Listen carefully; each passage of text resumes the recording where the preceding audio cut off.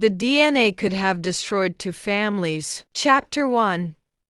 The celebration. The Adeyemi family mansion was filled with laughter, music, and celebration. After 10 years of waiting, Tunde Adeyemi and his wife, Amara, had finally welcomed a healthy baby boy. Friends and relatives gathered to rejoice, believing their long season of waiting had come to an end. Just as the celebration reached its peak, the doorbell rang. A laboratory technician stood at the entrance holding a sealed envelope.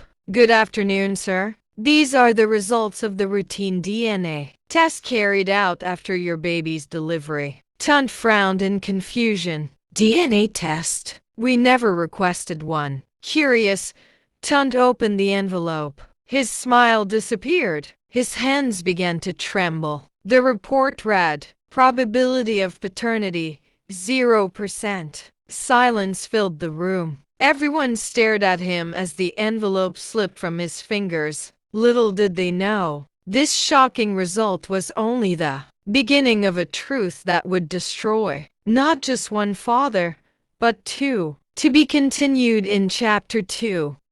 Chapter 2.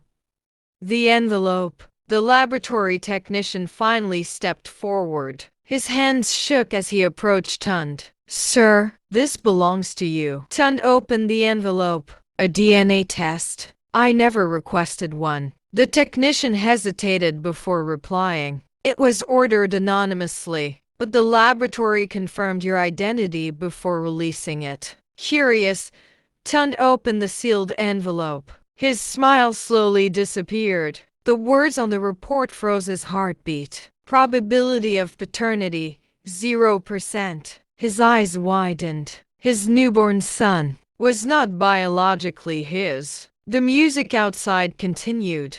Guests laughed. Children danced. But inside Tunde's heart, everything had just fallen apart.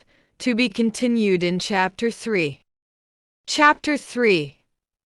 A shocking accusation. Tunde stormed into the house, clutching the DNA report. The celebration came to an abrupt halt. Guests fell silent as he confronted Amara. "Tell me the truth. Whose child is this?" Amara stared at the report in disbelief. Tears filled her eyes as she shook her head. "I've never been with another man. This is your son." The room erupted into confusion. Some relatives immediately blamed Amara. Others insisted the DNA test had to be wrong. Grandma Esther stepped between them. "No one is leaving this house until we find out the truth." As accusations flew across the room, no one realized that somewhere else in the city, another family was about to receive the very same devastating news. To be continued.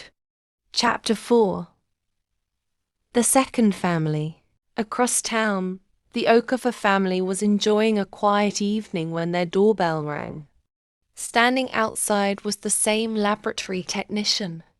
With trembling hands, he handed Mr. Chinedu Okafor an identical sealed envelope. Minutes later, another shocking result emerged.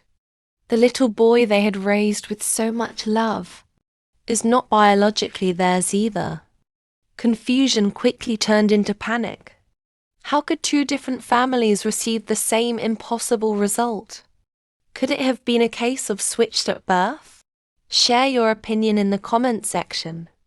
Anticipate the outcome in the next chapter. Chapter 5.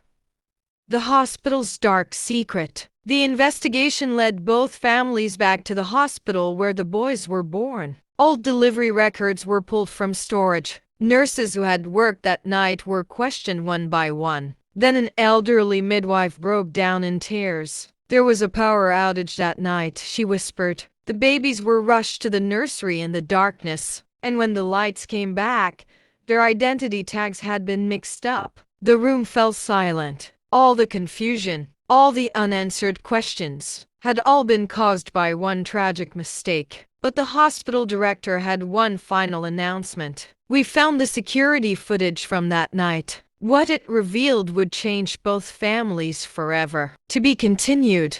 Chapter 6.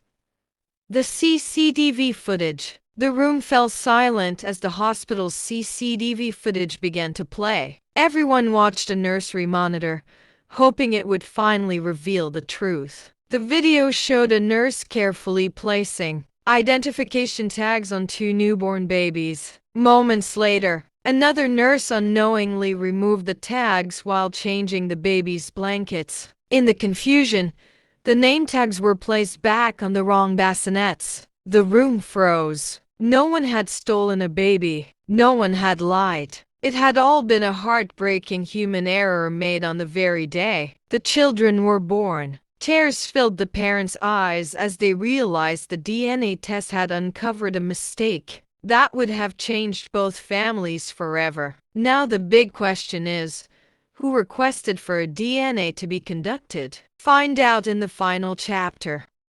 Chapter 7. The truth behind the DNA test. Silence filled the doctor's office as the question pops out. But who authorized this DNA test? Tund asked. The doctor calmly replied, no one specifically requested it. In this hospital, we have a standard policy. Before every family is discharged after delivery, we routinely collect blood samples from both parents and the newborn for additional laboratory screening. DNA matching is included as part of that process. The doctor continued. This policy was introduced to prevent future disputes and to detect rare but devastating cases like accidental baby swaps before they destroy families years later. The room fell silent again. For the first time, the painful mystery finally made sense. The babies had been switched at birth. Right there, both parents exchanged their babies and went home with mixed feeling. The end. Was it medically right to run DNA without the consent of the parents? Share your opinion in the comment section. Don't forget to like, share and follow Talis the Quote for more intriguing stories like this.